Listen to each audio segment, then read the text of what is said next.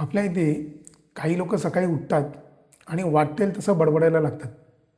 त्यातलंच एक म्हणजे सततचं अमेरिकेबरोबर आपलं असलेलं कंपॅरिझन. आता कंपेअर करायचं आपल्याला अमेरिकेबरोबर ह्याच्यात काय चूक नाही आहे, पण असं बोलणं की आपण अमेरिकेच्या सुद्धा खूप पुढे निघून गेलो आहे, हा म्हणजे बावळटपणाचा कळस आहे. आपण त्यांना जागोजागी जिओपॉलिटिक्समध्ये ट्रॅपमध्ये अडकवलं आहे.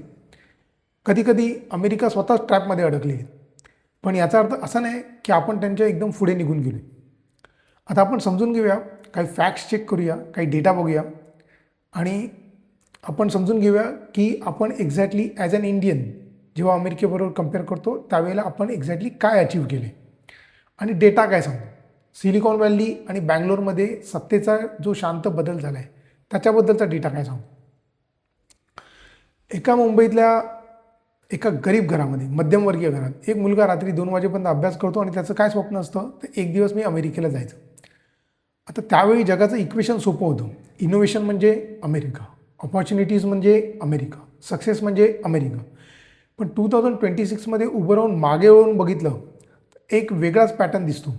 अमेरिका अजूनही शक्तिशाली आहे का? आहे, पण पॉवरचा फ्लो मात्र बदलतो आहे. आणि हा बदल बंदुकीने नाही होत आहे, हा बदल होतो आहे त्याच 2 वाजेपर्यंत बसलेल्या मुलाकडून, त्याच मुलाच्या टॅलेंटकडून. आज गुगलचा CEO कोण आहे? आज मायक्रोसॉफ्टचा CEO कोण आहे? आज ॲडॉबचा IBMचा CEO कोण आहे? ही फक्त योगायोगांची मालिका नाही आहे. US सेन्सस ब्युरोनुसार इंडियन ओरिजिन लोकसंख्या अमेरिकेमध्ये साधारण फक्त 1.5% आहे. पण स्टेम वर्कफोर्स म्हणजे सायन्स, टेक्नॉलॉजी, इंजिनिअरिंग आणि मॅथमॅटिक्स, याला म्हणतात स्टेम, ह्याच्यामध्ये त्यांचा हिस्सा इंडियन्सचा 8%पेक्षा जास्त आहे. आणि H1B विजा काय सांगतो, काय डेटा सांगतो? USCISच्या रिपोर्टनुसार दरवर्षी ॲप्रूव्ह होणाऱ्या H1B विजाजपैकी 70%पेक्षा जास्त इंडियन नॅशनल्सकडे येतात. कल्पना करा, एका देशाची पॉप्युलेशन शेअर फक्त 1%, पण टेक हायरिंग पाईपलाईनमध्ये डॉमिनन्स त्याचा 70% विजाजमध्ये. आता ही ॲक्सिडेंटल स्टोरी आहे का? नाही आहे, ही पाईपलाईनची स्टोरी आहे. 1990मध्ये इंडियन्स इंजिनियर कोर्स लिहायचे, 2005मध्ये ते टीम लीडर झाले, 2015मध्ये ते VP झाले आणि आज ते CEO झाले. आता हा ओव्हरनाईट टेकओव्हर आहे का? नाही आहे, हा 30 वर्षाचा कंपाऊंडिंग इफेक्ट आहे. नॅशनल फाउंडेशन फॉर अमेरिकन पॉलिसीच्या रिपोर्टनुसार US युनिकॉर्न स्टार्टअपपैकी 50%पेक्षा जास्त कंपन्यांना इमिग्रंट फाउंडर्स आहेत.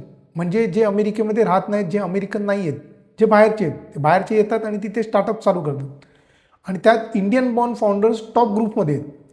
आता सिलिकॉन व्हॅलीला आता अमेरिकन व्हॅली नाही तर ग्लोबल व्हॅली म्हणतात, ती ग्लोबल व्हॅली झाली. आता आपण टेककडे बघूया, आपण हेल्थकेअरकडे बघूया. त्याच्यामध्ये डिपेंडन्सी अमेरिकेची झाली आहे का इंडियाच्या प्रोफेशनल्सवर?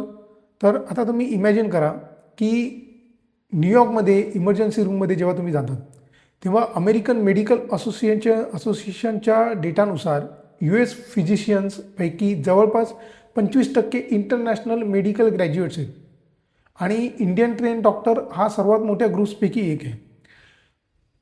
खास करून ग्रामीण अमेरिकेमध्ये तर अनेक हॉस्पिटल्स इंडियन डॉक्टर्सवर हेवीली डिपेंडंट आहेत. ह्याचा अर्थ काय?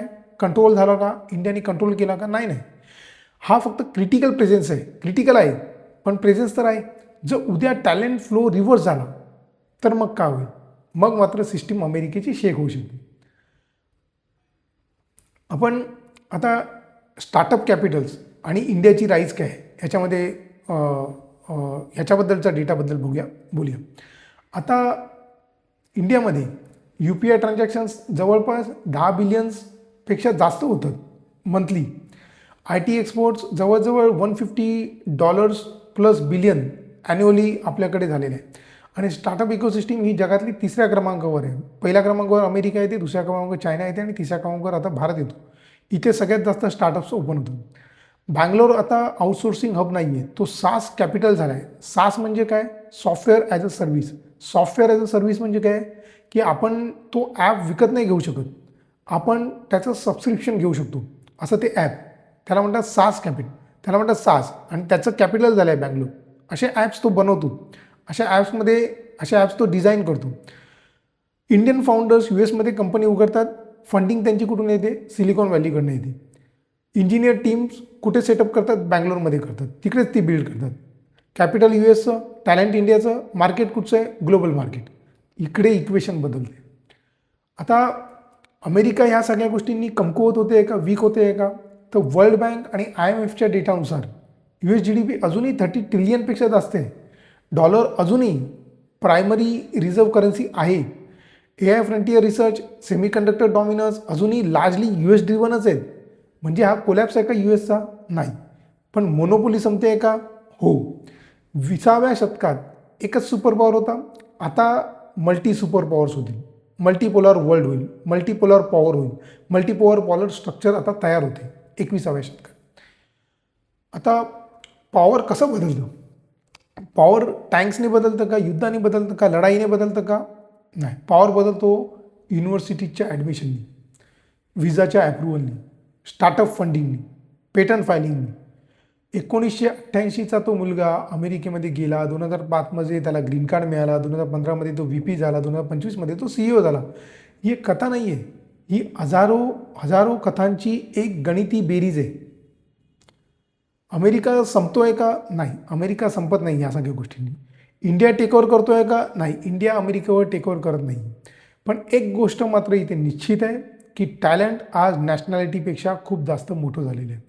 सिलिकॉन व्हॅली आता एका देशाचं नाही, तर तो एक नेटवर्क आहे आणि नेटवर्कमध्ये ज्याच्याकडे टॅलेंट आहे त्याच्याकडेच फ्युचर आहे.